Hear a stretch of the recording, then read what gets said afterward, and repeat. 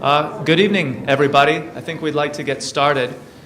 It's great to see so many of you here, especially given the weather. I know we're good Midwesterners. We should be able to deal with the cold, but the first cold is always the worst. So thank you very much for coming. My name is Jason Snard. I teach in the English department here at the College of DuPage, and it gives me great pleasure to welcome everybody to the keynote lecture tonight, part of a series of events that have been happening this fall at the college called Hearts of Darkness, Empire into the 21st Century. There are a number of people I'd like to thank for making this event and the entire series possible, including the Office of Academic Affairs, Liberal Arts, the College of DuPage Library, Follett's College of DuPage Bookstore, the Book Across Campus Committee, and the Literature Committee. So the nominal focus of the series is, of course, Joseph Conrad's short novel, Heart of Darkness, which many of you have probably read at some point, if not very recently. But that is only a starting place. Tonight's lecture will, I think, bring much of what Conrad was concerned about 100 years ago into broader contemporary focus.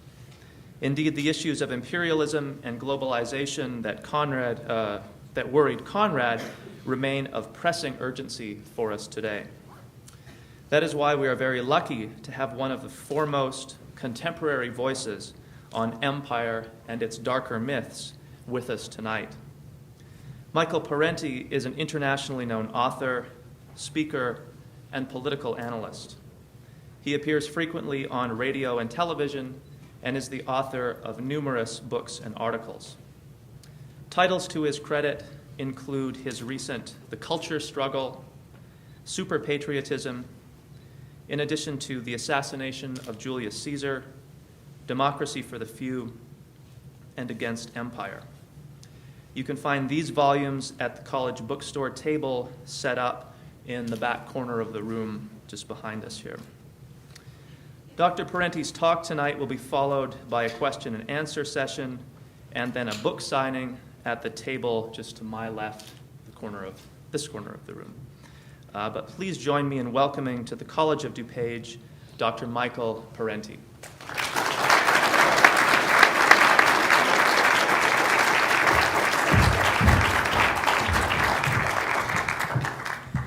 Thank you. It's very nice to be here. I was thinking that the title of this talk, The Darker Myths of Empire, is probably a misnomer. It really should be The Darker Truths of Empire, because I am going to talk about some of the myths, too. And what there is really, there's an enormous disparity between what empires actually do and how they're represented in history. This is what I've found, that empires are pretty much written about by people who live in the imperial countries. And so the treatment of empires is rather celebratory. Empires are often represented as creations of peace.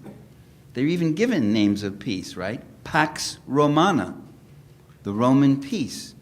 The Roman peace was a brutal, bloody world conquest, as I'll mention in more detail in a minute.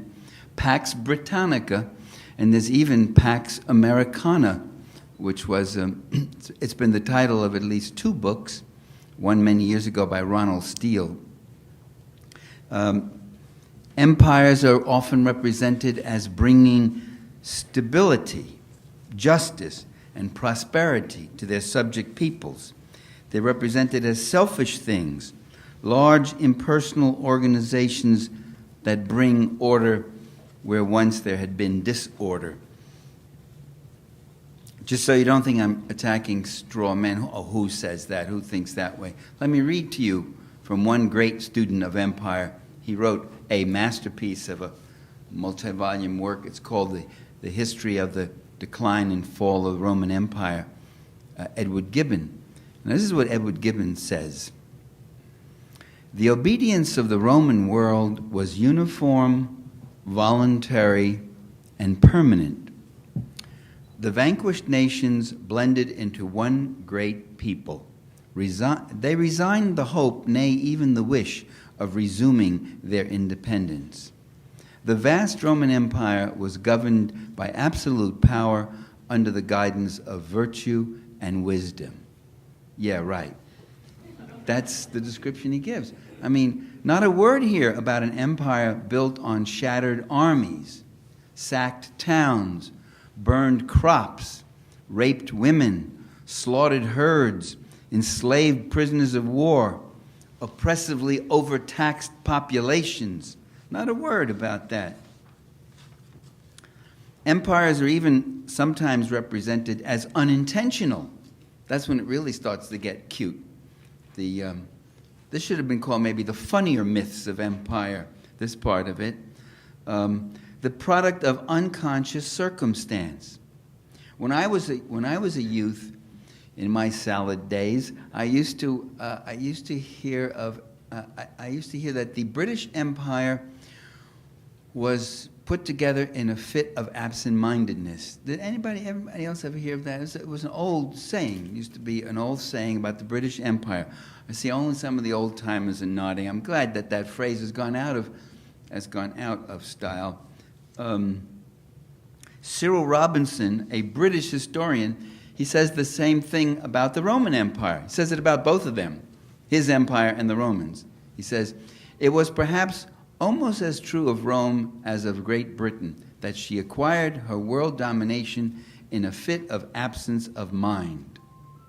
How do you build an empire in a fit of absence of mind? How do you do that? You just kind of get up and say, oh, let's go conquer Gaul today. Oh, did I say that? Or what are those armies doing up there? No. John Morley, English political leader and writer, talking about the British Empire, 1877. We have had imposed upon us by the unlucky prowess of our ancestors the task of ruling millions of alien dependents. We undertake it with a disinterestedness and execute it with a skill of administration to which history supplies no parallel. Yeah, again, let's deconstruct that a minute, would you? I mean, millions of alien dependents? Who made them dependents? They didn't ask to be made dependents on the British. They were brutally conquered by the British. They were independents until the British came along. You didn't inherit them. You went out and got this whole thing. And it wasn't undertaken with a disinterestedness. And it goes on like that. The U.S., too. Here, very recently, the year 2003, The Economist, a conservative British publication, no author. Empires are born in funny ways, and sometimes via the law of unintended consequences, by accident. And so with the American Empire. I mean, it's really interesting, isn't it? We hear that today also in a slightly different idiom. We hear that the United States, in terms of the United States, we hear the United States was, that's the first one where I found the absent-mindedness thing used again. But generally there's another way of saying it. Say, the United States was thrusted onto the world stage. Or after World War II, we found ourselves having to take up the mantle of world leader. But we were just thrusted into this thing. They never say who did the thrusting. The Canadians and the Mexicans kind of pushing us and say, come on. Go rule the world, maybe. Leave us alone for a while or something. I don't know. In fact,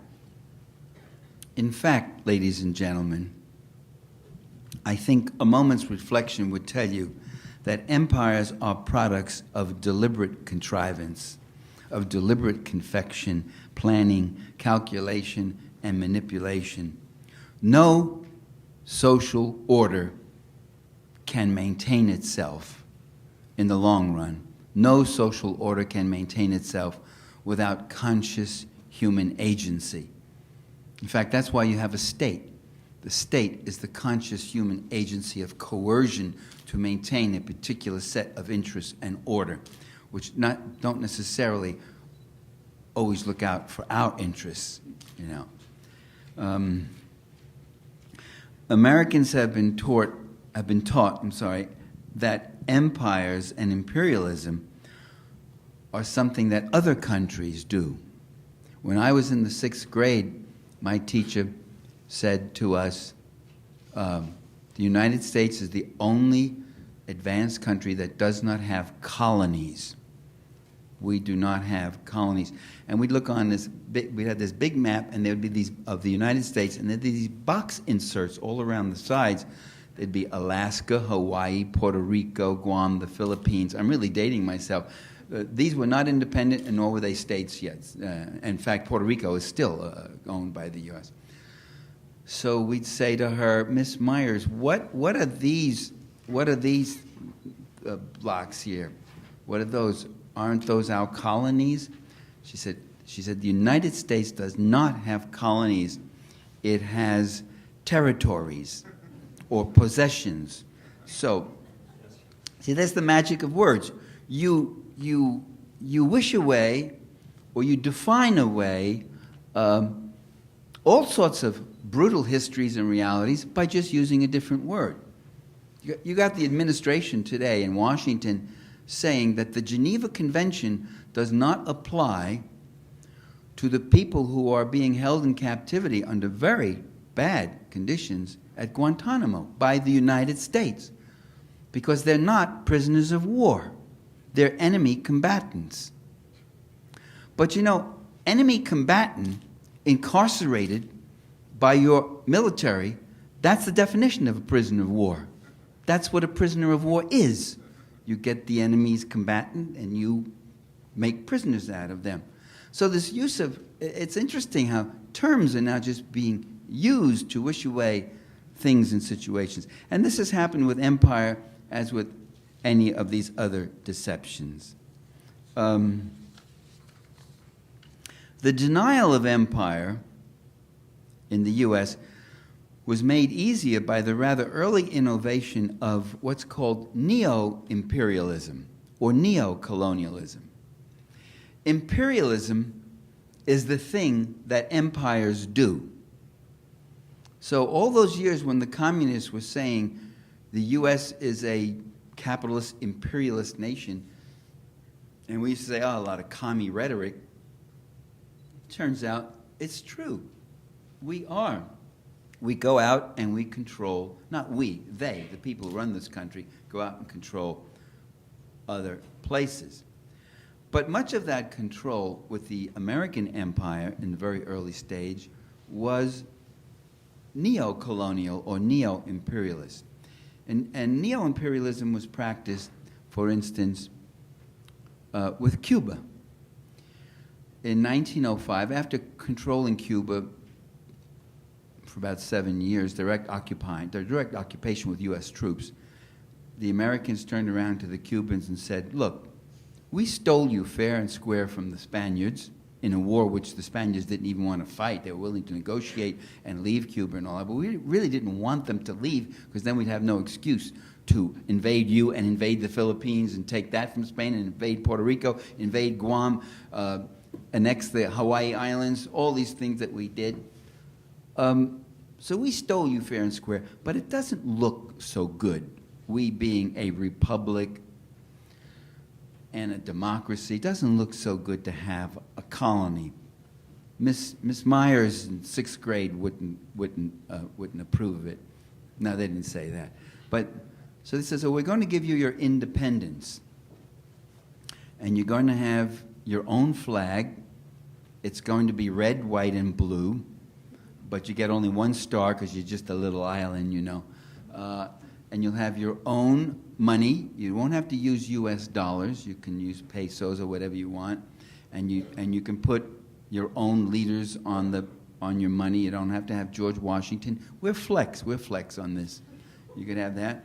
You have your Guardia Civile who will take care, make sure the people stay in line and crack heads. And if they can't do it that well, we have a little clause here in this treaty which says the U.S. Marines can come in any time to clean house on you.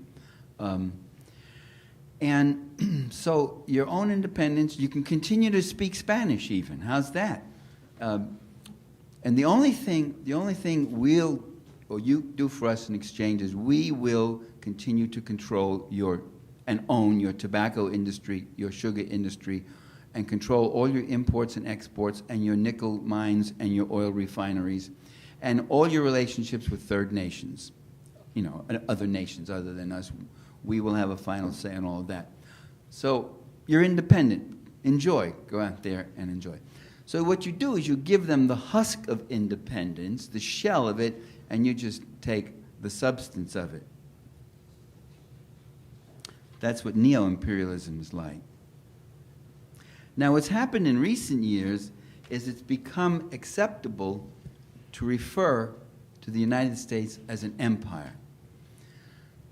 When I wrote Against Empire, which first came out 10 years ago, I had people come up and say, oh, come on, Parenti, aren't you going over the top? Empire, what are you talking, U.S. as an empire? Now there's about 20 books out on the U.S. empire, isn't there? Sorrows of Empire, The Follies of Empire, The Crimes of Empire, Empire at the Crossroads, Empire in Crises. Just go out. Everybody's using the term. It's become a hot term. And it's good to know I was ahead of my pack here on this. And what's even more interesting is that the term empire has become acceptable to conservative commentators. You can turn on Fox and you could hear people say things like, well, we're the strongest nation in the world, and we're a superpower, and we have every right to act like a superpower, and we better act like a superpower. It's almost as if this power gives you entitlement. We're an empire, and we better get used to the idea that we're an empire. And this is the kind of thing. We're an empire with all the obligations and opportunities and responsibilities of empire.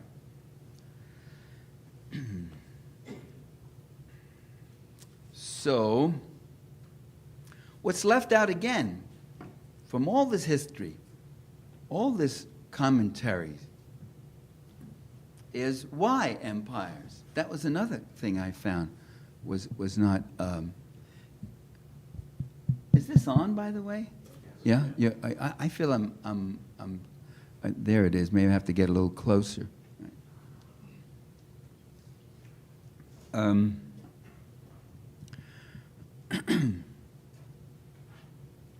Why do people go out and conquer other places?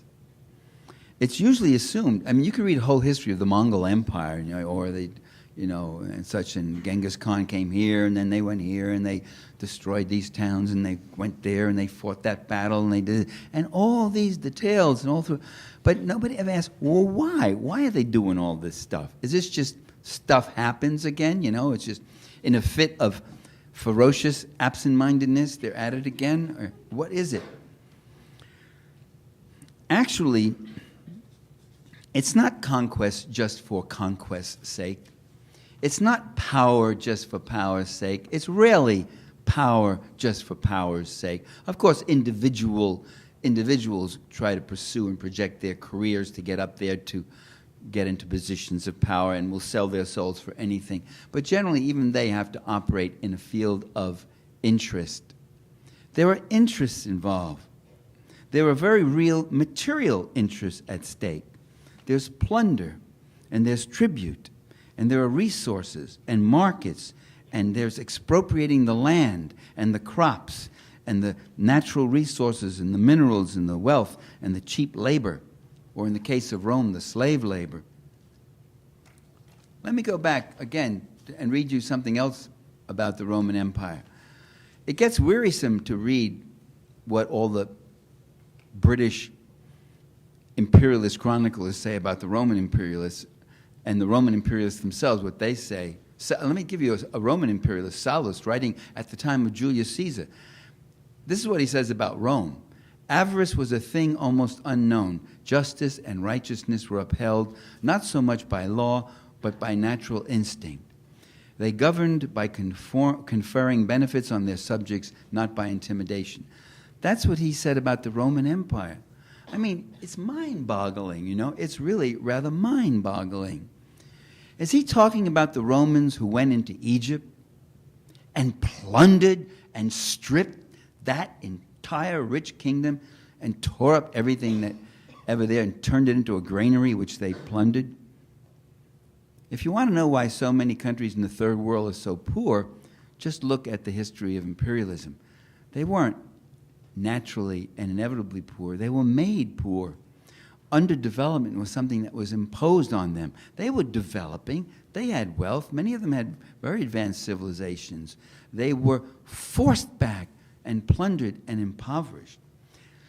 Going back to Rome, King Mithridates, when the Romans came in to his small kingdom, he said, "The Romans have constantly had the same cause, a cause for making war upon all nations, peoples, and kings, the insatiable desire for empire and wealth." And wealth, there's another word, and wealth. He put those together, empires and wealth. Caledonian chief, Caledonia's area, part of what we now call Scotland, right? Calgacus, or Calgacus, I don't know how it's pronounced. "You find in the Romans an arrogance which no reasonable submission can elude. Brigands of the world, they have exhausted the land by their indiscriminate plunder. They create a desolation and call it peace. Our goods and money are consumed by taxation. Our land is stripped of its harvest to fill their granaries." Now we're getting a little closer to things, aren't we? Now we can see what it is. Empires are enormously profitable, mostly for the ruling class.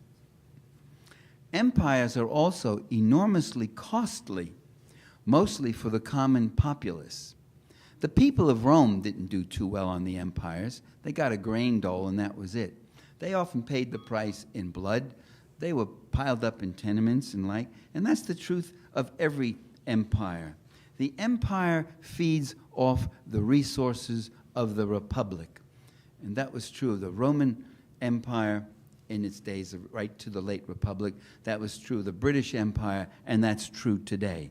The people pay the taxes and do without essentials so that the patricians can pursue their far-off plunder.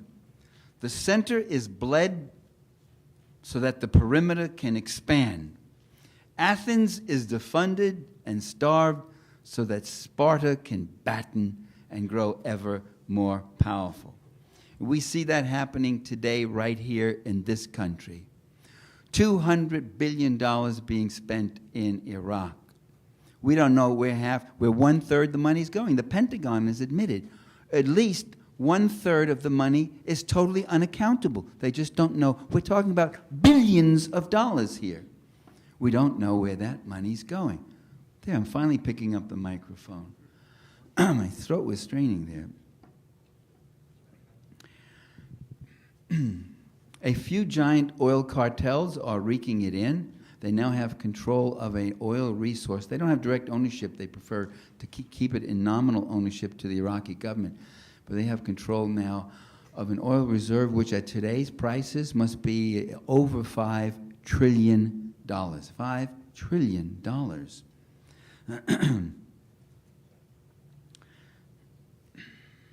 You could say, well, that's an oil supply that's for us consumers. We'd be without oil to heat our homes and fuel our cars. No, you wouldn't be without oil. When the Iraqis owned their own oil, they were happy to sell it to the U.S. at market prices. In fact, that's what the first Gulf War was about. Saddam Hussein wanted he wanted a bigger piece of the world oil quota. And George Bush Sr. was keeping him out and saying, no, Iraqi crude is some of the best in the world. It's the second largest reserve in the world. Oil prices were very low. He would glut the market. Prices would go down. You know what happens when prices go down on oil? Their profits go down. You know what happens when prices go up? Their profits go up. As you can see just recently, record profits by the oil companies. We pay for that. We pay in the taxes. We paid that $200 billion. We pay, every community in this country pays that. I go all over this country speaking, and I pick up the papers, and it often looks like this. I'm in the same place every time, the same story every time. City council votes cuts in the budget. State legislature facing large deficit. This and that. Schools closing, libraries closing, hospital closing, lack of funding, so forth, so on. The empire feeds off the republic. Somebody's got to pay for that. They got more money than they can even count or hold accountable there in Iraq. Very little of it has gone to the Iraqi people. The water purification plants still haven't been put into function yet. After 3 years, very few of them. The electrical systems in many places, neighborhoods in Baghdad where you get 4 hours of electricity if you're lucky, so forth. Where is all the money going, everyone's asking? Well, for some people, empire is quite profitable.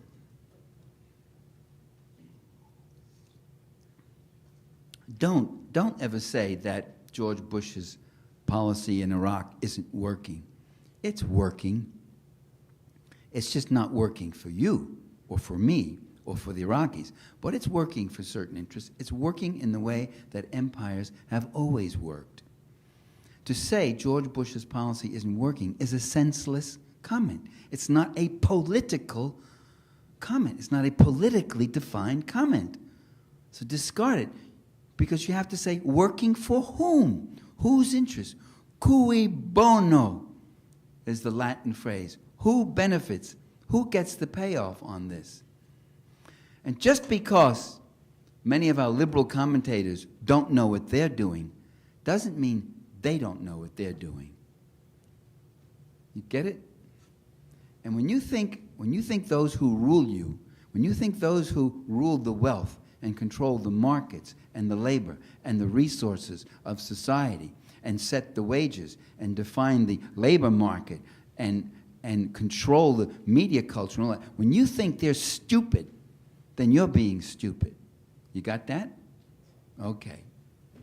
If you learn that tonight and you learn and you don't know, and if you know that and you don't know anything else, you know more than if you know everything else, but you don't know that.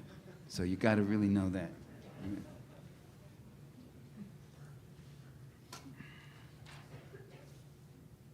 Now, empires never stand naked in their rapacity. They never stand naked in their violent injustice. They don't turn to their people who have to pay the price of empire in taxation and the blood of our brothers and sisters and sons and daughters and fathers and mothers. They don't have to pay for that, but they got to tell these people something. And so they give their people a host of rationales. And this brings us to the darker myths now. I just gave you some of the darker truths. Here are some of the myths that, as you know, are always put about in this country and elsewhere. We're told that they're fighting for the security and the survival of our nation. We're told that they're fighting for democracy, for bringing it to others, for humanitarian rescues, to oppose dictators, to get rid of a man like Saddam Hussein. You see, right there, let's pause on that one a minute. How many of you have heard that part of this was to fight to get rid of Saddam Hussein? All of you have heard that, I know. How many of you have heard that it was the United States that put Saddam Hussein in power? Oh, this is a politically literate audience. Well, let me tell you, there are millions of people out there who don't hear it, and it's not their fault, because you can't hear it. You did not hear it on ABC, NBC, CBS, and what's that other one? I can't remember. So, in 1968, the Iraqis had a democratic popular revolution. They overthrew the autocracy. They kicked out the British and American oil companies. They nationalized their oil. They nationalized their economy. They were developing a viable, communitarian, different kind of society. The CIA picked out very early Saddam Hussein. His first gig was an assassination. When Saddam finally came to power as head of the Ba'athist Party, he went out there and he exterminated either exterminated or drove them into exile or drove them underground. He exterminated every constitutionalist, every Democrat, every communist, every progressive, every reformist in Iraq. And when he was doing that, and he was torturing people and doing horrible things, when they say this about him, they're telling the truth. What they leave out is that it was the CIA that put him in there. They leave out that little detail. They don't tell the people that. When he was doing that, when he was at his worst back in the 70s and early 80s, he was Washington's poster boy. They couldn't get enough of him. Saddam Hussein, he's pro-West. He's our ally. He's pro-American. They gave him aid. They gave him bacteriological stuff to use against the Iranians. They sigged him on the Iranians because they didn't like Iran's nationalizing their oil and all that. It's when Saddam Hussein started committing economic nationalism, when he got out of line on the oil prices and the oil quotas, when he made it clear he wasn't going to privatize his economy, when he started developing his country and committing economic nationalism, as opposed to what you should do in a neo-colonial empire. In a neo-colonial empire, if you are a faithful servant of that empire, you are a comprador leader. That is, you lead your people, but you respond to what Washington wants. You say, come on in, boys, it's all yours. Take it, the natural resources, the oil, whatever you want. Our people get out of line, we'll crack them down. You just give me the aid, give me the guns, give me all that, and I'll take care of them. And you take care of me, take care of my brother Jose, my cousin this and that, or whatever, if it's Latin America, or if it's Africa, or Middle East, wherever it might be. And there's no environmental protection laws here. There's no minimum wage to worry about. There's no child labor laws to worry about. There's no occupational safety laws. You don't have any of that trouble cutting in. This is capitalism working at its best. This is the way the free market is meant to work. None of those regulations, none of those kind of things. You don't have to pay your workers paid vacations. You don't have to pay them pensions. You don't have to worry about medical care or any of that stuff. This is straight free market, all on your terms. You can pay them 18 cents an hour and you'll get richer and richer. It's all yours. Those are the kind of leaders who are called pro-West, staunch allies of the U.S., pro-American. And the ones who challenge that, the ones who go against that, the ones who pose an alternative way of using the land, the labor, the natural resources, and the markets of the country, those are the ones who are called anti-American, anti-West. What does that mean, anti-West? Like Cesar Chavez or Gaddafi for a while and such. Or Castro. It doesn't matter if they're communist or Christian socialists like the Sandinistas were in Nicaragua, or even right-wing militarists like Saddam Hussein in Iraq.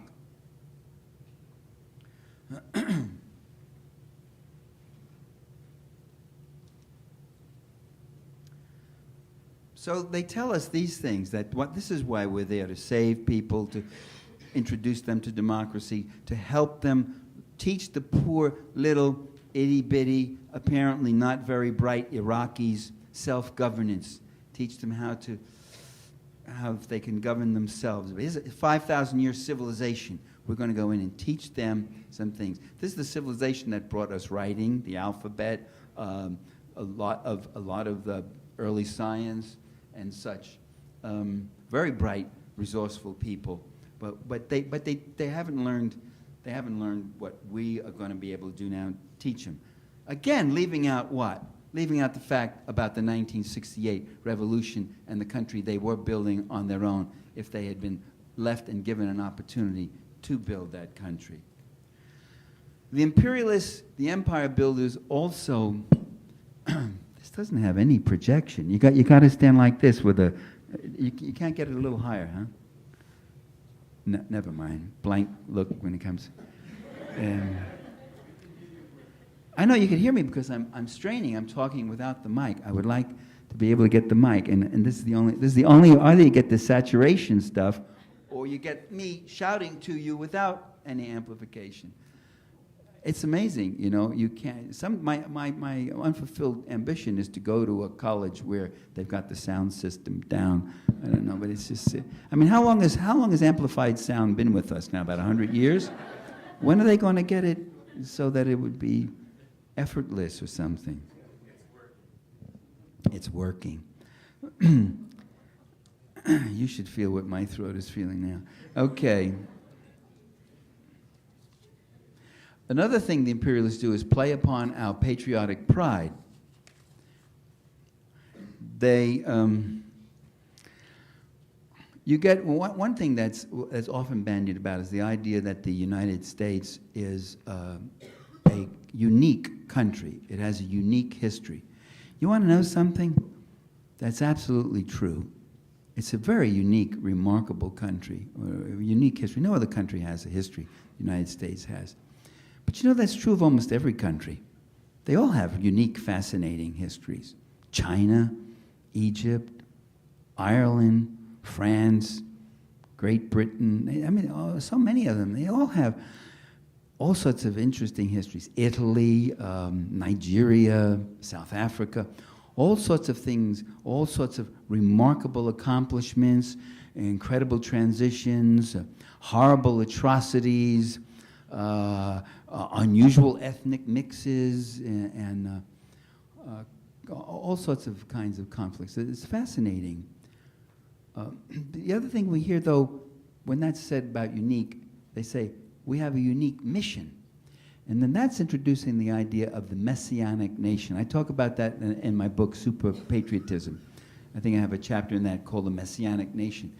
And again, you want to know something? A lot of countries thought they were the messianic nation. You could read the early French nationalists like Michelet, who talked about France being the essence, France being the center of the, not Western Europe, not all of Europe, but the world. That an idea did not become an idea of Western culture until it reached Paris or something.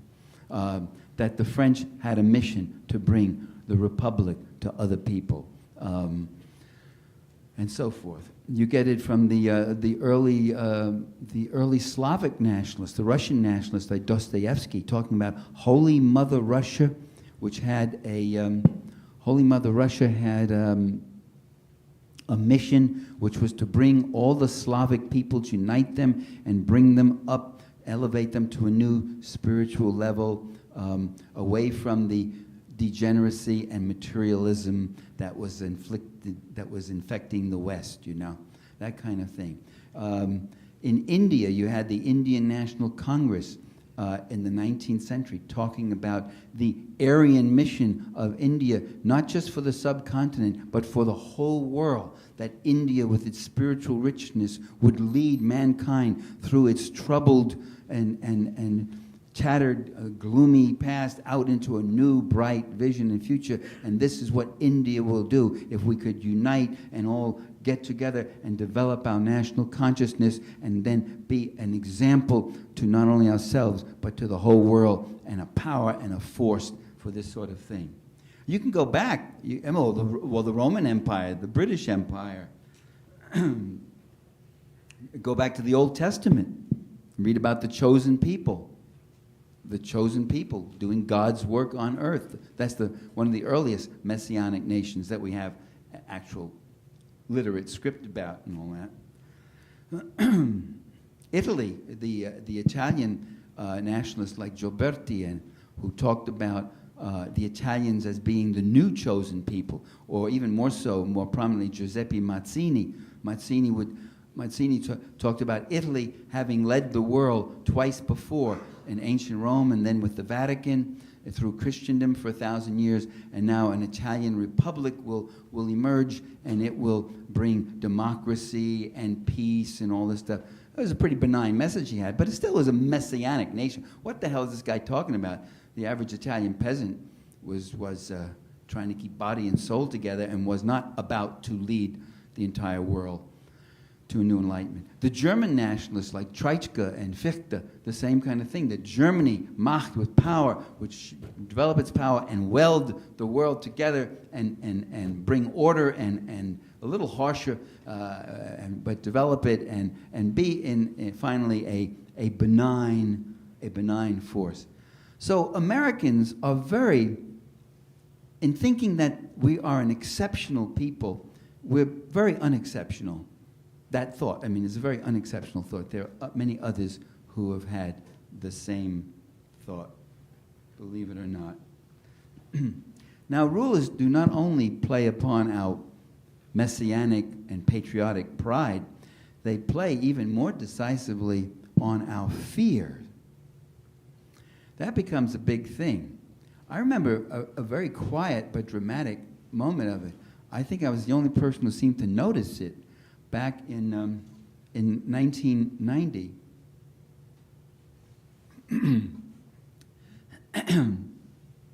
George Bush Sr. wanted a war against Iraq.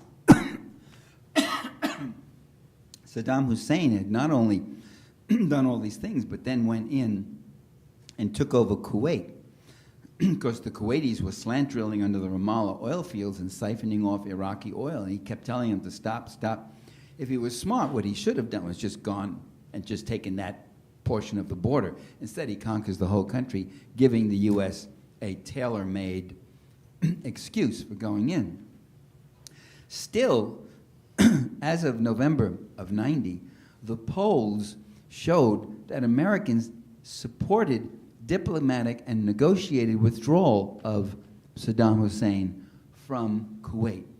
They did not, rather, I'm talking about 70, 80% preferred a negotiated settlement, and in fact, the French and Russians were pursuing just such a settlement with Iraq. Get your troops out of Kuwait, avoid getting attacked, blah, blah, blah. The Americans are really in high dudgeon on this. The American leaders are. The American people weren't. They didn't want to start sending troops over. Where? Kuwait? Where the hell is that? They couldn't have even found it on the map. And you want us to send our men and women over to get killed there. So they said, no, we would rather have a negotiated settlement and withdrawal rather than sending U.S. troops. In November of 90, a poll was taken, and it said, if it's shown that Saddam Hussein has nuclear weapons, the term weapons of mass destruction had not yet quite come into vogue. The poll said nuclear weapons, which is one weapon of mass destruction. Said if he has them, would you support U.S. military action against him? And then the poll, playing now not on your patriotic pride, not on your sense of fair play, not on your sense of wanting to eschew extreme costs in blood and money and wanting to pay more attention to problems at home, not getting around those things, in fact, defeating that last one by playing on your fear.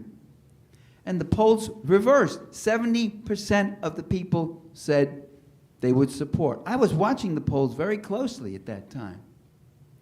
And after that, the Bush Senior administration was hitting that line, that he has nuclear weapons, he is worse than Hitler, he can blow up all of Europe and Israel and us too, and blah, blah, blah. And so it went.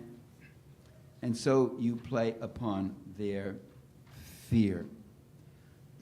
I'm going to read you just two things, and then I'm going to stop, because I've been talking too long. Yes? I've been talking too long? There should be vigorous shakings of the head, but no one's doing that. But okay, so I'm... The first is by John Foster Dulles. John Foster Dulles was a member of a very rich and powerful New York law firm. Both he and his brother, Alan Dulles, were in it. Alan Dulles later became head of the CIA. John Foster Dulles became Secretary of State under Dwight Eisenhower. Later on, he wrote in his memoirs, and these guys always sound better when they come out of power than when they're in power. There's something happened. Look at Jimmy Carter. There's a whole bunch of them. They're much improved when they come out of power. It really is better. In this case, he sounds pretty terrible, but I mean, he's more honest. This is what he wrote. He gives us a moment of truth about the empire's falsehood and manipulation. Quote, "In order to bring a nation to support the burdens of maintaining great military establishments, it is necessary to create an emotional state akin to war psychology. There must be the portrayal of external menace.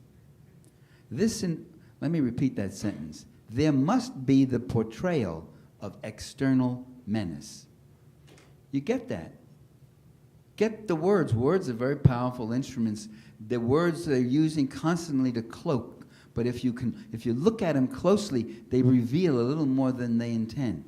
It's not there must be an external menace. He says there must be the portrayal of an external menace. We must put this image in the minds of the public. This involves, Dulles continues, the development to a high degree of the hero nation and the villain nation ideology, and the arousing of the population to a sense of sacrifice. Once these exist, we have gone a long way on the path to war. Goody, goody, goody.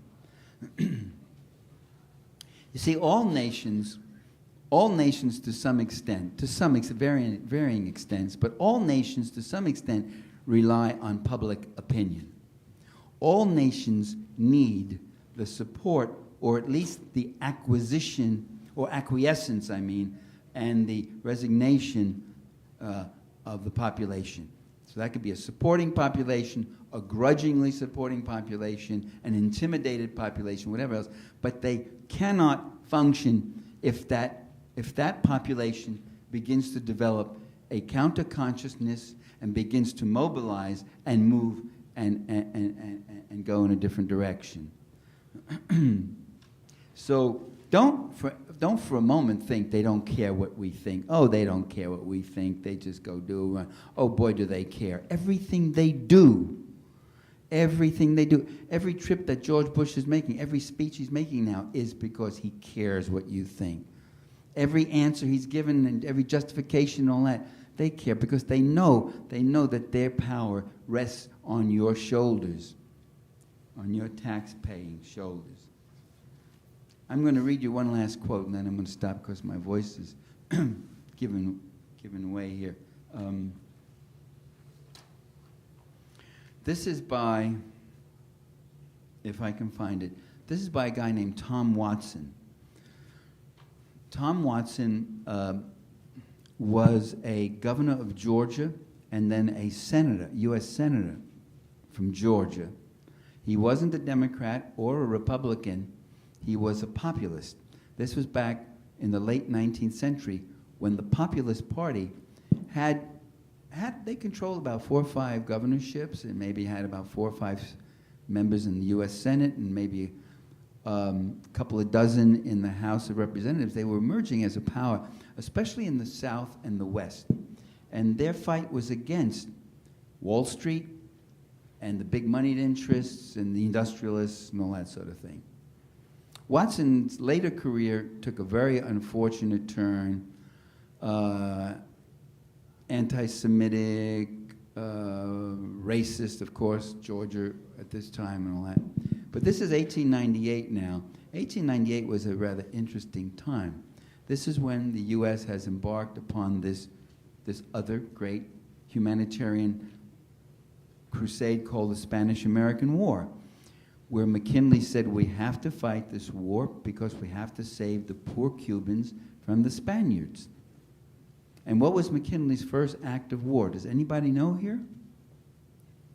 It really stunned a lot of people. He took a U.S. Army and a U.S. fleet, and he went thousands of miles across the Pacific, and he invaded and conquered, in what turned out to be about a 6 or 7 year bloody war, the Philippines.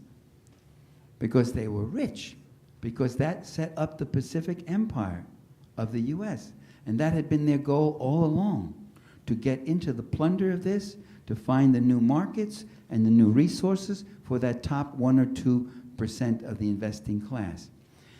And the Springfield Republican, a newspaper that had supported McKinley and the war, and half the American population that had supported this, more than half, they were all going crazy. Let's go in and save those poor Cubans. Let's whip the Spaniards. Stop them. The Springfield Republican wrote an editorial saying, hey, what's this war all about? We thought it was to liberate the Cubans. And where the hell are you going all the way to the Philippines? Well, it wasn't. It was to build this empire. Well, this is what Tom Watson has to say about this. Shut off your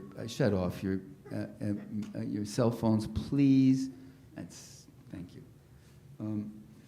This is what Watson has to say. The Spanish War has finished us. The blare of the bugle drowned the voice of the reformer. When the war was still in progress, he added this. Who gets the benefit of the war? Cui bono? Who benefits? The bond seekers? The capitalists? The railroads? National bankers will profit by this war. The new bonds give them the basis for new banks, and their power is prolonged. The privileged classes all profit by this war. It takes the attention of the people off economic issues and perpetuates the unjust system they have put upon us. Politicians profit by the war. It buries issues they dare not meet. What do the people get out of this war? The fighting and the taxes. What is the United States doing in this war with Spain in the first place? True, Spain is oppressing Cuba, but so is England oppressing Ireland, Egypt, and India. France is oppressing Siam and Madagascar. This is 1898. Turkey is oppressing Armenia. Should we then take up arms against the oppressors of the world? We would more likely end up by becoming oppressors ourselves. The Spaniards and Cubans were bushwhacking one another and killing from 3 to 5 men at a battle. We have gone down there and killed more people in 3 months than they would have killed in 13 years. If they were starving before, who feeds them now? What are we going to get out of this war as a nation? Endless trouble, complications, expense. Republics can't go into the conquering business and remain republics. Militarism leads to military domination, military despotism. Imperialism smooths the way for the emperor. And as you know, inside every U.S. president, there's an emperor that's trying to get out. And our job is to stuff that emperor right back down into his gazoo. Thank you very much, ladies and gentlemen.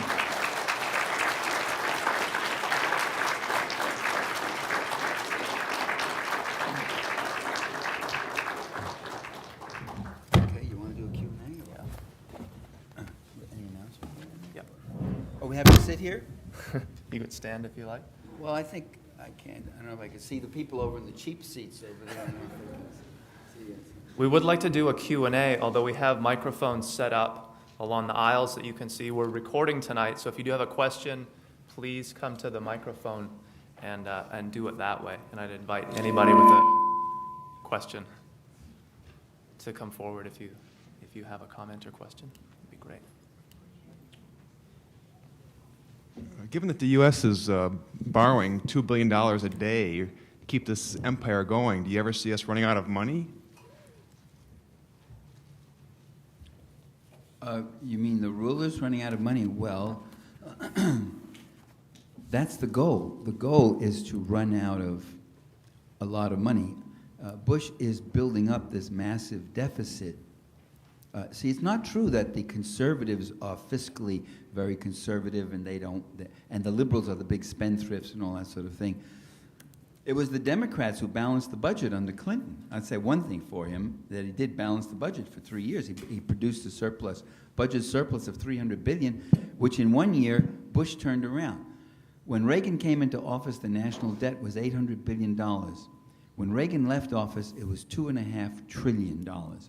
When Bush Sr. came into office, it went from $2.5 trillion to almost $4 trillion. And now this guy's got the national debt up close to $7 trillion. Now that's very functional. What he's doing is borrowing money from the people he should be taxing. He's cutting the taxes of the rich, and then he's borrowing from them.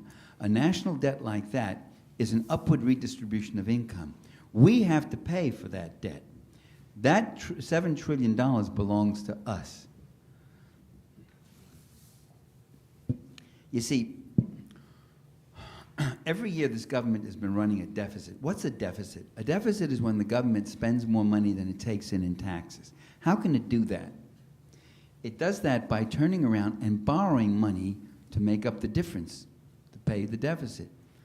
And who does it borrow from? It borrows from rich bankers, big rich foreign investors, and others. A small portion of that comes from the people themselves. If you buy savings bonds or something, you got a tiny little piece of this enormous debt. Who has to pay that debt? The national debt is the accumulation of these yearly deficits. That's what the debt is. So what you're getting is this enormous debt that we, working people, owe to the rich creditors. It's an upward redistribution to them. The other function of that enormous debt is that it becomes an excuse for not having to have a big public sector. You can cut human services. He's already saying that. We've got to cut. We've got to cut because we have such a big deficit. I want to reduce the deficit. He's already cutting $50 billion from luxury, from stupid luxury things like infant feeding programs and disability insurance and things like that. Frills that we don't really need. Certainly, he and members of his class don't need those things. So they don't care that we're going and we're spending and spending and spending. That's one of the goals. Yeah. What is your solution? Well, generally the people who ask what's your solution what can we do aren't doing very much. But some people are doing a lot, and they still ask. And when they ask it, it means, what can we do that could be effective? Well, I think everything we do is effective. Organizing, educating, agitating, creating a new climate of opinion, and then impacting that opinion on the decision makers. You see some of those changes happening right now. And opinions don't just change automatically. You have to mobilize and give visibility to them and the like. So that's what I would say. You have to also engage in direct actions, making yourself visible. Those are the things I do. I write letters, I go on demonstrations, I've been arrested, and then, of course, all my writing and all my speaking, too.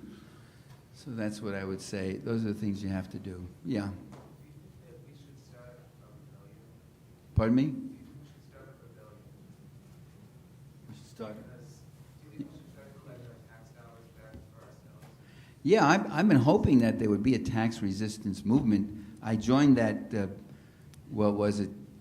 group of 200,000. It was going to be called that. There'd be 200,000 tax resistors, and if we all refused to file on the same year, there'd be too many of us for them to stop or something like that. But I never heard anything more. I guess it never took off.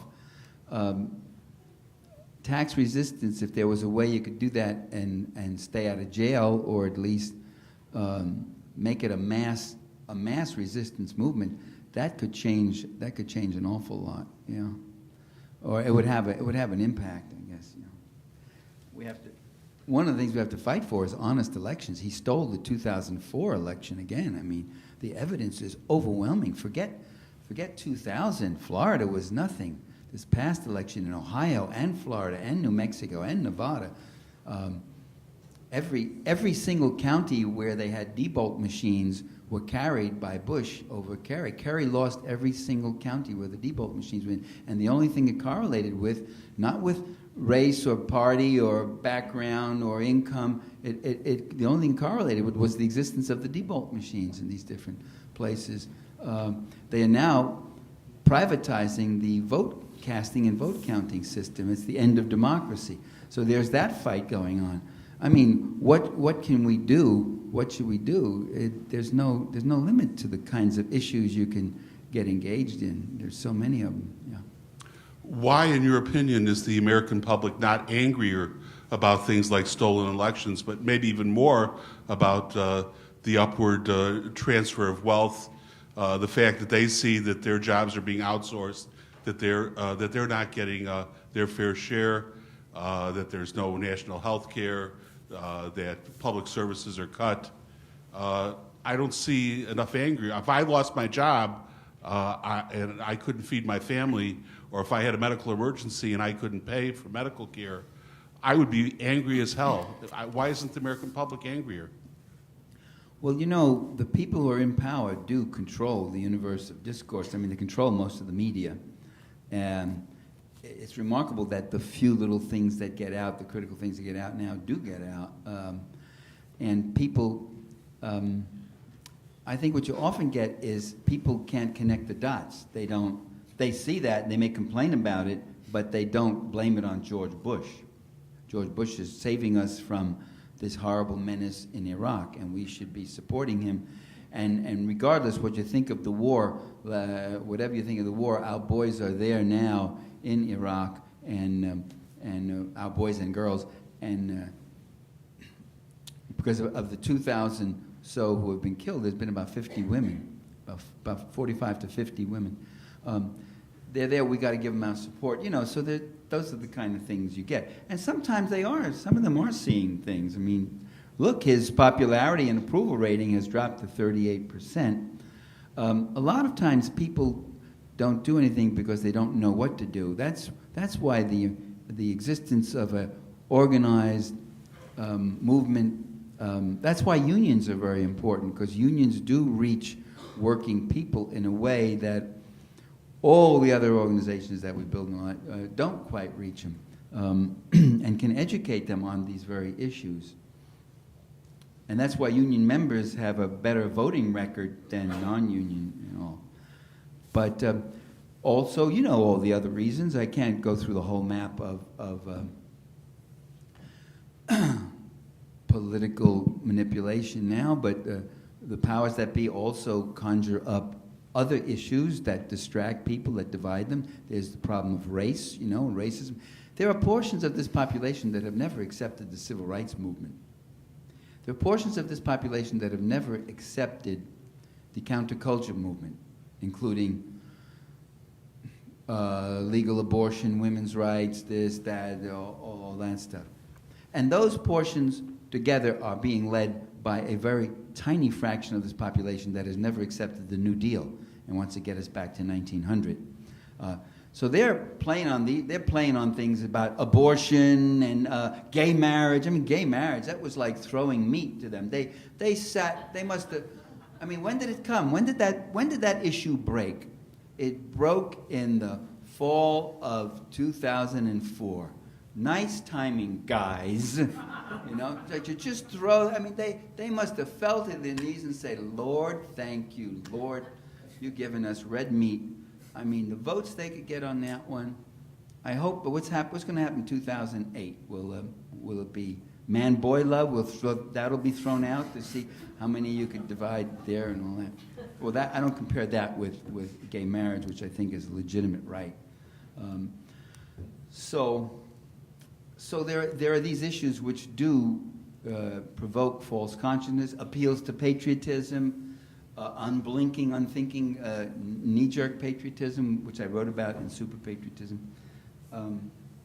That would be the answer. It'd be there's a lot of things that, and yet, despite all that, occasionally, you know, people still do. I remember my dad, who became a disillusioned Reagan Democrat. He used to live and die by the Democratic Party.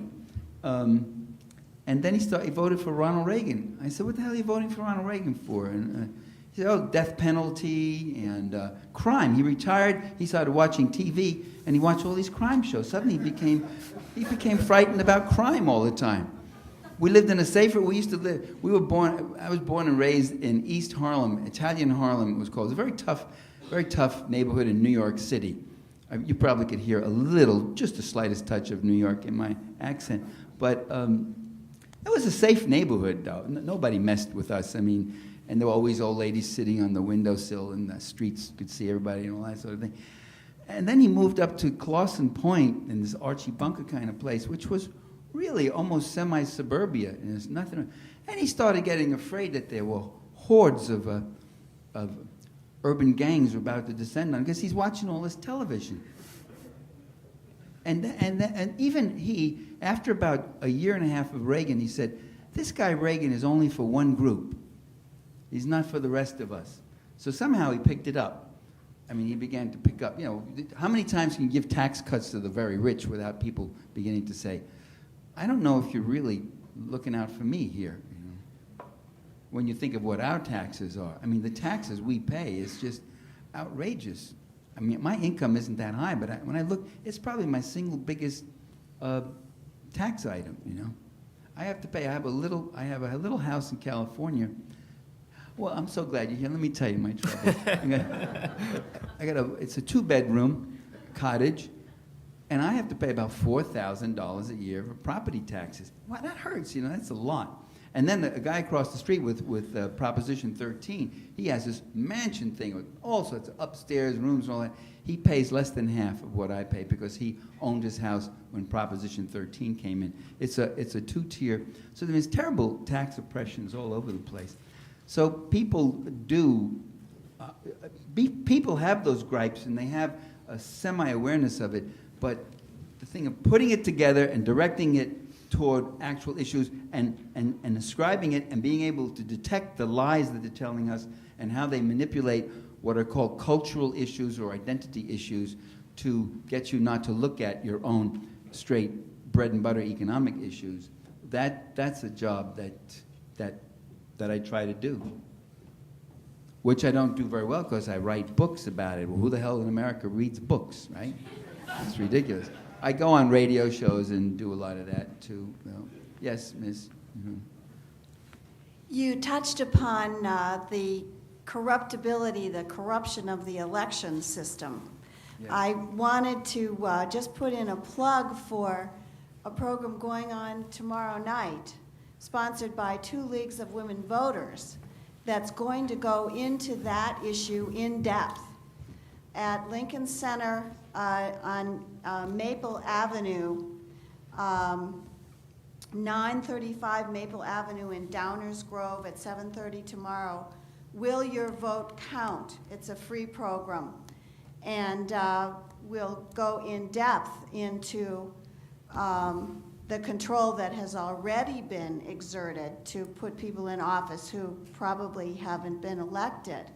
But let me turn this into a question for you. Could I add on that? There's a very good study done by Bob Fitrakis, right? Bob Fitrakis and Harvey Wasserman. I talked to Bob about this. It's a very good study on the 2004 election where they show all these things, the suppression of votes and the miscounting and the touchscreen scandals and all that. So you could Google them and you can see some of the stuff. They've got some of that up on the net. I'm sorry. Go ahead. I interrupted you. There was something else you wanted to say. Wasn't there something more? How can we break into this? Some people like me think that if we have independent double counts, one of which should be by hand, and so that we have the dual tabulations, that we will be able to cut through the manipulation which is going on now. Do you think that will work, and what else can be done? Yes, as long as the paper doesn't go home with the voter. There's some idiots who are going around talking about, yes, like an ATM machine, just give the voter papers to verify.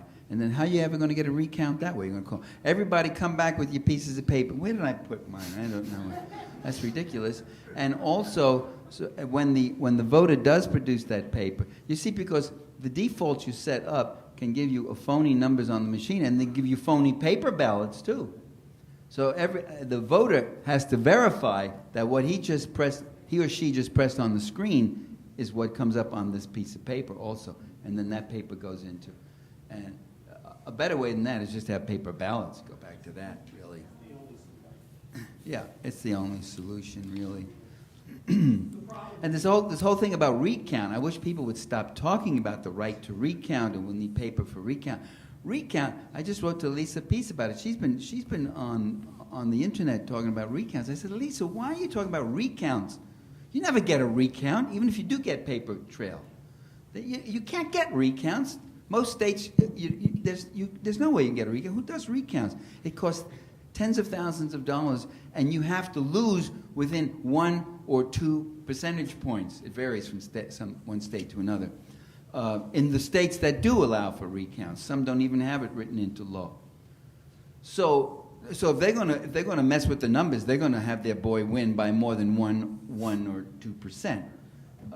So it's not recount, it's count. It's the honest first count of it that you got to do. They're actually where the alteration is coming from. Would you stand up? Would you stand up?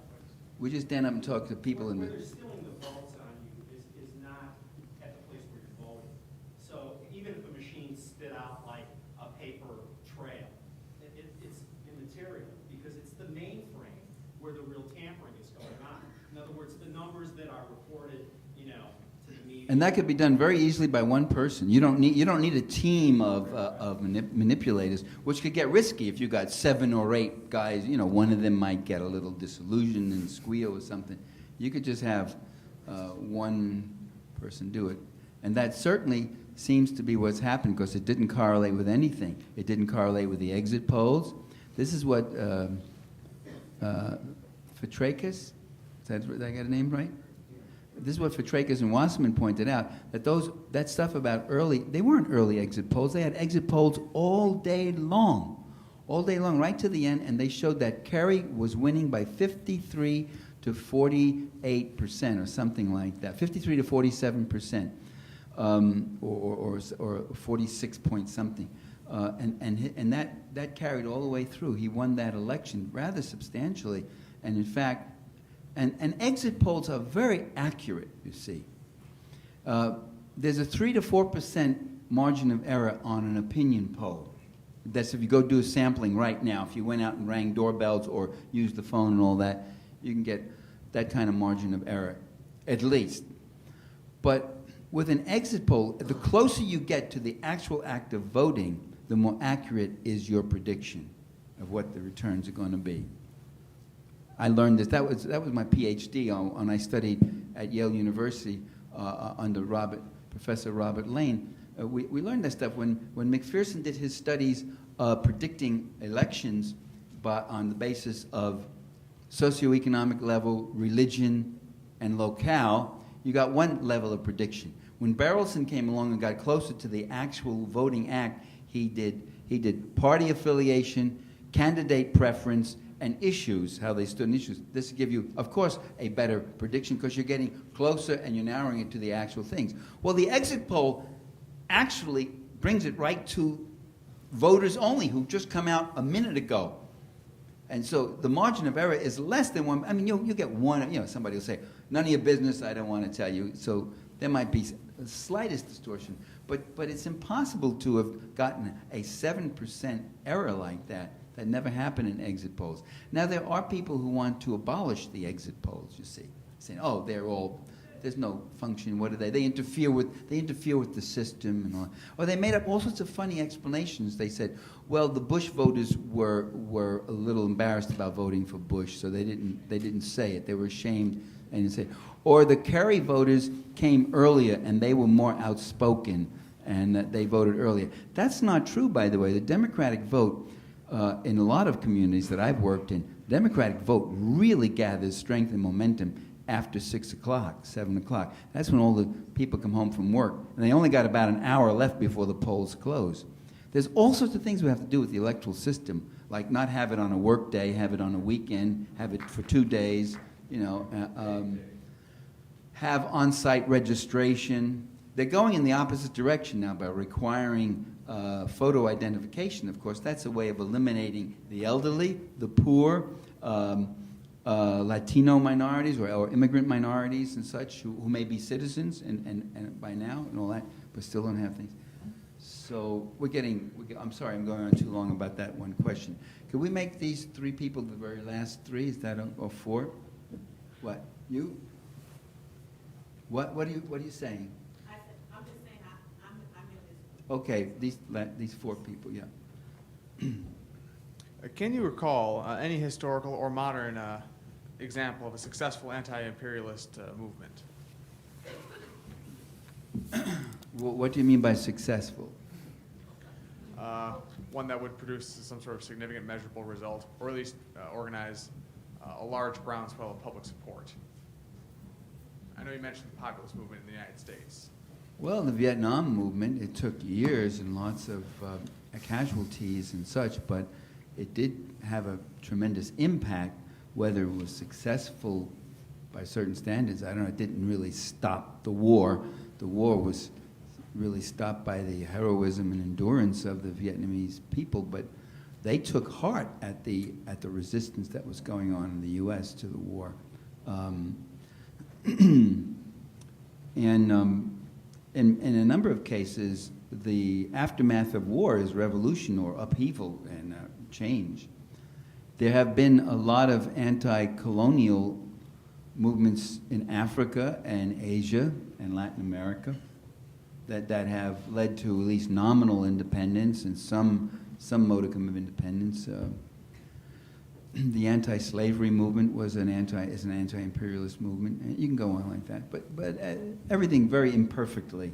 I don't know if you could use the word success, because you still have about 25 million people today in indentured slavery of one kind or another. Yeah.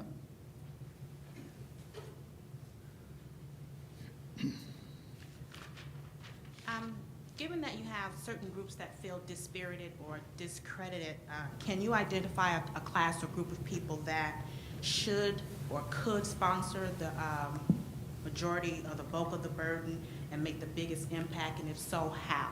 They could sponsor what? I didn't hear what you said. That could basically shoulder the burden of getting out this agenda and making an actual change. You mentioned earlier that we could educate people, mobilize people, and such. No, I couldn't point to any one group. There are people in all sorts of groups that are doing that kind of thing, that are providing. There are members of the African American community who have brought forth any number of leaders like John Conyers and Jesse Jackson and Al Sharpton and others. I'm saying who are people who are mobilizing larger constituencies, not just civil rights or anything like that. You have people in the labor union movements. You have people all sorts of places. So, yeah. What do you think of the uprising in France?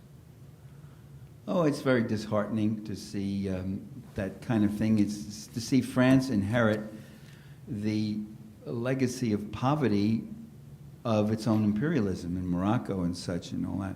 What Europe is now getting is getting all sorts of workers. See, the European working class has made certain gains.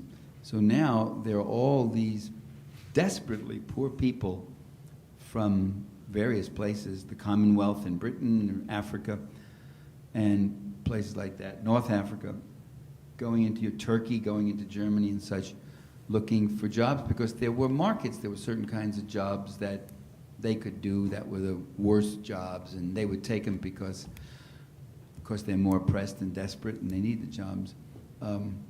At the same time, they run into the kind of social discrimination and this sort of thing, and then that leads to violence and the like. I did not go, Yahoo, hey, the jihad or the revolution is starting in France. I didn't see it that way. I think it's a mess, and it's due to discrimination, and it's due to an internal colonialism. That's another mode of colonialism I didn't talk about, where you take populations and you bring them to the imperial country itself, and you work them there. the Spartans did that, you know, with the helots and brought them in and made them their slaves and such. And we had that here, didn't we, with the African American population for generations. Yeah. Well, I very much appreciated your talk here tonight, and I agree with the stress that you laid on the fact that the imperialist policies are inimical to the vast majority of people in the United States. But the question I would, and that the support that those policies get is really a matter of false consciousness. But the question I would like to pose is, in some of the classic writings about imperialism, there is this concept that a certain segment of the population is bought off. Labor aristocracy and all that. To what extent do you think that is still at work? To what extent is there still some material support for imperial policies? I think there's been class differentiation in the African American community, for example. Well, I guess it would, the most that might be in the military industries, where big military budgets suit the career and job aspirations and salary aspirations of people who work there. Those people might, I don't know, there must be some voting studies that show whether or not workers who work for Boeing and General Motors and all those other military industrial things, whether or not they are more hawkish than others. But I don't know. The people who benefit are the ones I talked about, which is the investing class and owning class. And there you're talking about a fraction of 1%. You're talking about a very small fraction. They benefit in a lot of ways. They benefit whenever you can suppress people abroad, you also suppress your own working class. If I can turn to you and say, you're getting $15 an hour, plus benefits, plus this, plus that, I can take your job and bring it to Indonesia where I could pay 15 cents an hour, and that's what Nike has done. Nike has closed every one of their factories in America, and they brought them over there. So that imperialism also victimizes the working people of your own country, because we can't.